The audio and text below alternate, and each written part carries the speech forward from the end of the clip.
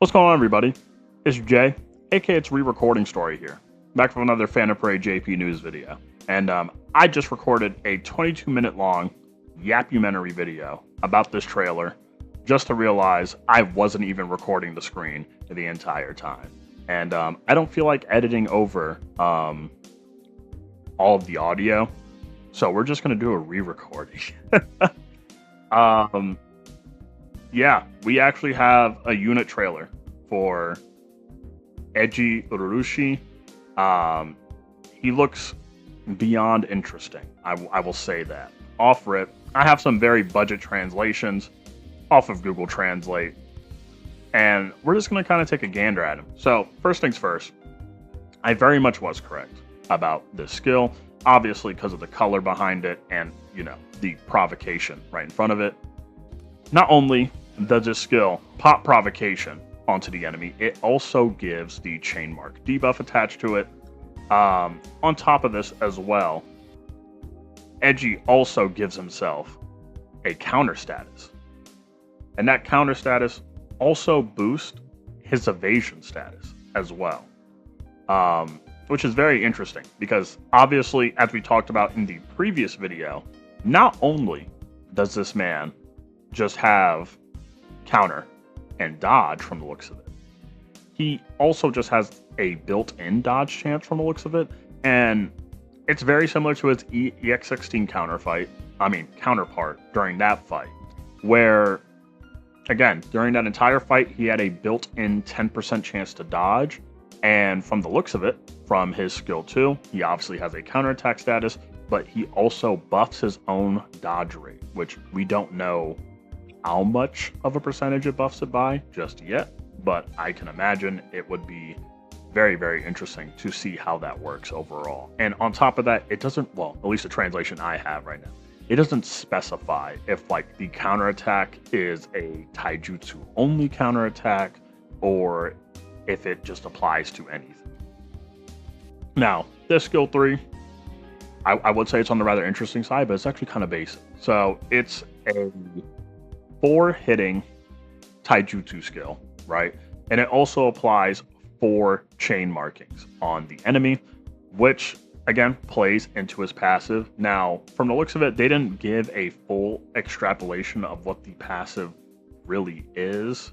The only thing is that I think it's pretty odd, because again, the translation I have isn't 100% coherent.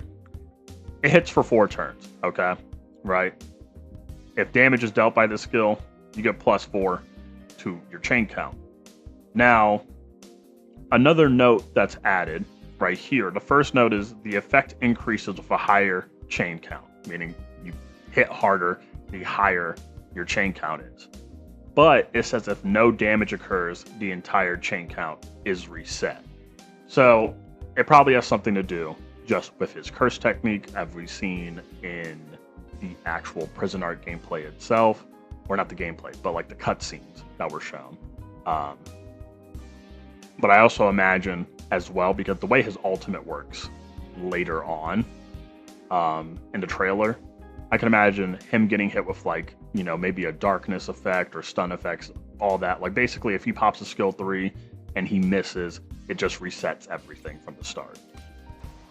Which is actually rather important as we get later into the trailer. Now, this is important because as I brought up in the previous video, I'm just like, oh, it only makes sense that he has a change state, right? A transformation, which he does, obviously, from his ultimate little symbol right here. Now, as we take note, he has this little fury state right here that he's in, which is, I think it's called like his full speed state is what the translation is what to call it. His dodge chance, his crit rate increase, and his 10 on his passive. Now, the changed version of this skill, it's now a 6 hitting taijutsu skill. And not only that, he buffs his critical hit rate for 3 turns. And again, no buffs. Crazy work right there. But afterwards, something that they don't state right here for some reason, which is very interesting, is that despite the fact they say he raises his critical hit rate for 3 turns, he still self-buffs at the end of that. Now we have this laundry list. This laundry list ultimate. Now, for the people that haven't tried to translate it themselves already, this right here is all of the buffs you gain from being in its ultimate state. Okay?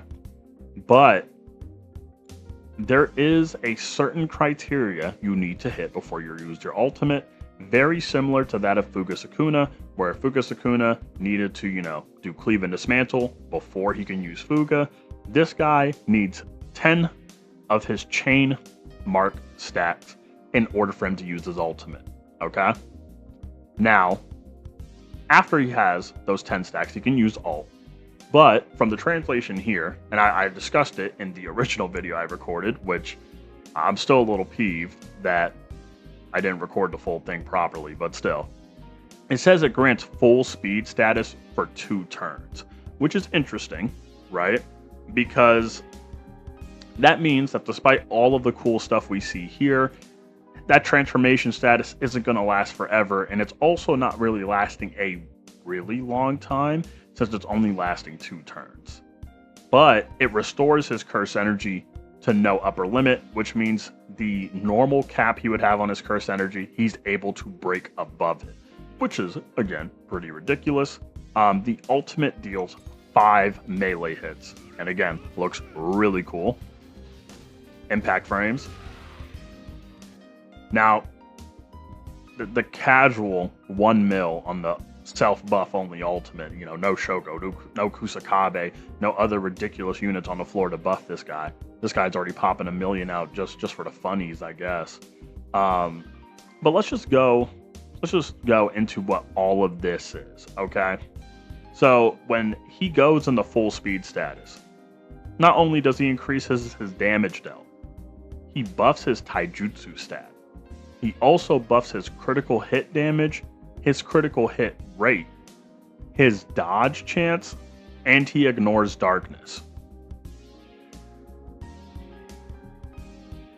Again, ridiculous. Absolutely ridiculous. Now, there's only one issue I may have with this unit, is that after full speed status, you lose all your chain marks. Which then, pops another question in my head that will be answered by future gameplay, is that, will this unit be similar to Fugasakuna, where you only have to fit that criteria for ultimate once, and then afterwards you could just use your ultimate wherever you want, or do you always need to get 10 stacks before you're able to use it? So, it's kind of a interesting dynamic, because the most stacks you can get is 4 when you're in his base state, and it's a 30 CE skill, pretty costly. I'm pretty sure, like for example, on his skill 2 that we see, right? I'm pretty sure he applies a single stack. Yeah, so he gains 1 chain mark, so you need 10 of them initially to do an ultimate. So you can either do two of these, right? 2 of these into 2 of these, or I imagine if the skill 1 perhaps could give 1, you can do 2 of these into BAM, and that will work. 2 of these into 2 of these. Pretty interesting ways for you to try and build up your passive. But I can imagine if you're just going to bring like our Kaido, for example, give him his curse energy surplus, and then just let him rock and just spam skill 3 till he gets his thing at 10, then it could work out, right? But then it kind of leads into another issue, in my opinion, to where, let's see if we can see it, right? Because I saw it beforehand. Yep, right there. So he has a pretty big alt gauge requirement. 1,752, only 200 off from Dagon and Jogo, I believe. And that is a pretty hefty alt gauge, investment before you get into ultimate. Um, and I feel like the payoff for having to wait for so long is because he does so much damage, and he's also self-buffing a ton, right? He has the benefits of self-buffing. Now, because he's able to just rapid fire surges curse energy from the looks of it for 2 turns straight, CE at some point just shouldn't really be a problem for this unit, because the hardest illusory tower content you'll be using this guy on is floor 84, right? Which he will flourish in, because if he has counters, then it'll work just fine, especially if it's a taijutsu counter, because Yellow Mechamaru worked there just fine. And he's self-buffing, it's a buff floor, works just fine. And if he needs to drop like a lot of hits, it works, because similar to Zonji, right? When Zonji's in his additional action status, you know, he hits 6 times per turn if you're just doing 2 skill 3s. This guy is also fighting for 2 turns, and I imagine his main damage skill will be this 50 CE skill 3. And if you do it 2 turns straight, that's 12 hits. That's the exact same amount of hits you would do with Zonji.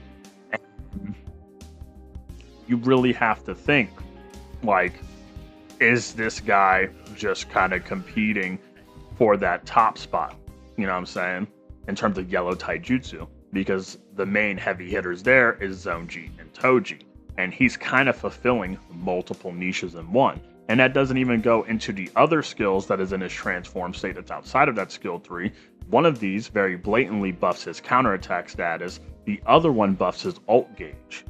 So if it's a especially because, like, okay, it has a change state attached to it, which makes me wonder how you would ever accomplish getting to like below the 20 CE threshold if it does have just like a different variation of the skill that's weaker. You know what I'm saying? But overall, it's a pretty crazy to think about, because the only thing he's really missing, and you guys know I love this in my units, but break damage increase. My boy Zonji has that break damage increase in his skill 3. He does not. However, I feel like he can make up for it just by how much damage he may potentially do, because again, he is popping damage dealt buffs on top of stat buffs, on top of critical hit damage buffs, on top of crit rate increase buffs. So he's just buffing himself in every way possible. Oh, and he ignores darkness. Like you know what I'm saying? It's really, really, really ridiculous. He feels like almost an interesting combination between Yellow Mechamaru and Zonji, with his counter status, you know, popping provocation, right? He has dodge. He has a transform state that allows him to hit six times per turn, just like Zonji. You know, he has some pretty explosive damage from the looks of it. And on top of that, it doesn't seem like he'd really be starving for cursed energy if you just play him optimally. So I'm very interested to see how this unit works out. Again, the only thing I'm just a little bit concerned about is, you know, obviously when he leaves his, you know, full speed state, the stacks reset. Again, if somehow, mystically, you're able to get your ult gauge back before you fill up all your stacks, are you able to use ultimate again afterwards, or is it just like a mandatory you have to fill all 10 beforehand? Because obviously, you know, Fugasakuna doesn't have that like necessity. You could just keep it going even after, right? But all in all,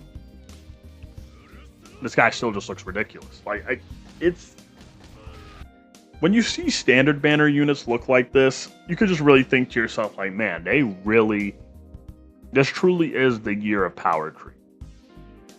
It truly is. Which kind of worries me for future difficult content in the game, because all I can think of in my head is like, how difficult is everything going to be in the future? And like, how hard are they trying to power cliff like the day 0 units, or just the year 1 units in general? Because this guy and like some of the other standards that are coming out have almost anniversary level kits, right? And the main appeal that's just really pretty is his ultimate. Like, his ultimate is a huge laundry list. That is like the biggest appeal. His ultimate and his change state, the biggest appeal at the moment, which is something that you have to work for. So I really want to see how this unit performs. Obviously, I don't want to give like a definitive to like, oh my gosh, this is the best unit in the game. The EIJI top 1, yellow Taijutsu Slayer. You know what I'm saying? I don't want to say anything like that, because this unit has a very clear-cut game plan attached to it. You know, building up stacks, building up to alt gauge to get alt, and then trying to dish out as much damage as possible while in that little full speed state, and then looping back into it most likely. I mean, listen, that's a pretty decent amount of alt gauge buildup, right? You know, 500, getting to 560 after only being at 120, that's pretty decent for one skill 3. And especially because he has a skill 1 that can buff his alt gauge rate. Now, I can imagine if you're running like Joe Goat's Banner Wreck Bit alongside him as well, like maybe trying to loop back into ultimate could be fairly easy, or I'm kind of just speculating a lot of things, because there's a lot of things. I have more questions than answers right now. Like, the reason why the original video was 22 minutes long is because I was just brainstorming all the crazy things about this unit. And even though I'm re-recording this video, I still have even more. I have even more questions that were in the original recording. So like, there's a lot of things about this unit that I find very interesting. And all I want to see is his performance. You know, at A0 or A1, I want to see him on 84. Since he does self-buff a lot, I just want to see how he interacts with like his other buffers. Like I want to see how he interacts with Shoko, Kusakabe, and Urame, you know? Especially because Urame's debuffs are not affected on floor 84. I just want to see this guy on 84. Or sweep, it doesn't matter. Mainly 84. I'm biased. You know, I hate 84, floor 84 Slayer. And considering the fact that this guy has like a miniature combination of the 2 units that I used to originally clear 84 seemingly in one kit, is very interesting to me.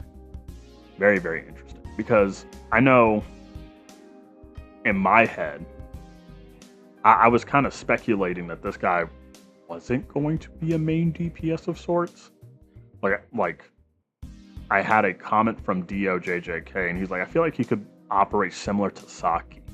And I was like, you know, I could see that. But after seeing this, like, that blew me out of the water completely. Yeah, this is ridiculous. So let me know what you guys think in the comment section down below. Are you guys also equally as flabbergasted as me? Are you guys also pondering like the little itty bitty details of his kit? Do you think he's going to be really straightforward when he actually comes out? Again, because the translations I have aren't exactly the most concrete. So things could very much change, but I feel like not change too much. So let me know in the comments down below. It's been Jay, all right? Second time recording this story, all right? Like, comment, subscribe, join the Discord in the channel bio. Alrighty, it makes the channel grow. It makes me happy. It makes yellow Taijutsu boy over here probably smile too. Look at that smile. Look at that nice guy. Alright.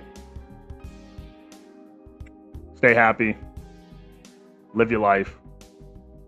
But most importantly, I will see you guys later.